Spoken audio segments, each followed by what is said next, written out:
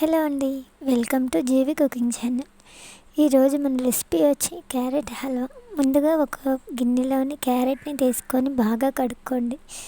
తర్వాత దానిని చెక్కు తీసుకొని జీడిపప్పు, బాదం పప్పు, పిస్తా పప్పు వేసుకుంటే మనం కిస్మిస్ వేసుకోవచ్చు, లేదంటే లేదు. మొత్తాన్ని కొంచెం చెక్కుగా తురుముకొని ఆ తర్వాత దానిని పక్కన పెట్టండి.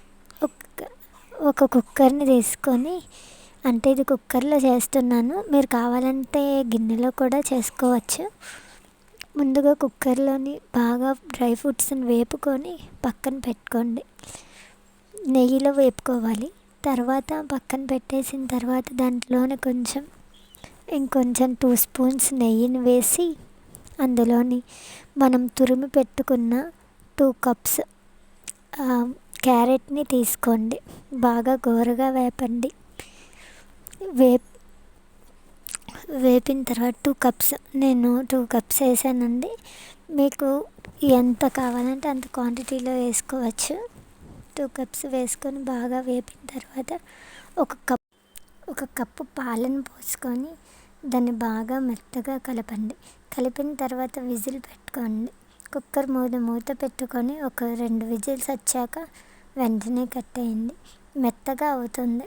మెత్తగా అయిన తర్వాత మనం అందులో కొంచెం పంచదారను మనం 2 కప్పులు క్యారెట్ వేసాం కాబట్టి 1/2 కప్పు పంచదార వేస్తే చాలండి. ఎందుకంటే క్యారెట్ తీగా ఉంటుంది కాబట్టి ఎక్కువ పంచదార వేస్తే బాగా ఇదిగా వస్తుంది.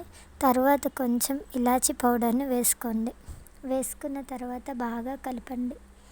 కలిపిన తర్వాత పొయ్యి సిమ్లో పెట్టండి. సిమ్లో ఉడికితేనే బాగా వస్తుంది, మంచి క్వాంటిటీలో వస్తుంది, లేదంటే రాదు. మీకు నచ్చితే ఫుడ్ కలర్ని కూడా వేసుకోవచ్చు. అది బాగా దగ్గర పడిన తర్వాత 1 టేబుల్ స్పూన్స్ నెయ్యిని వేసుకొని బాగా కలుపుకున్న తర్వాత అందులో మనం పక్కన పెట్టుకున్న డ్రై ఫ్రూట్స్ని వేసి మళ్ళీ బాగా కలపండి. కలిపిన తర్వాత వాటర్ అనేది బాగా ఇంకిపోయిన తర్వాత,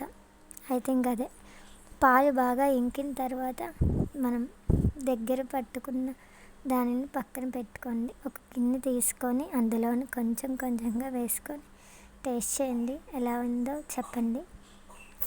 నా వీడియో నచ్చినట్టయితే కామెంట్ చేసి సబ్స్క్రైబ్ చేసుకోవడం మర్చిపోకండి.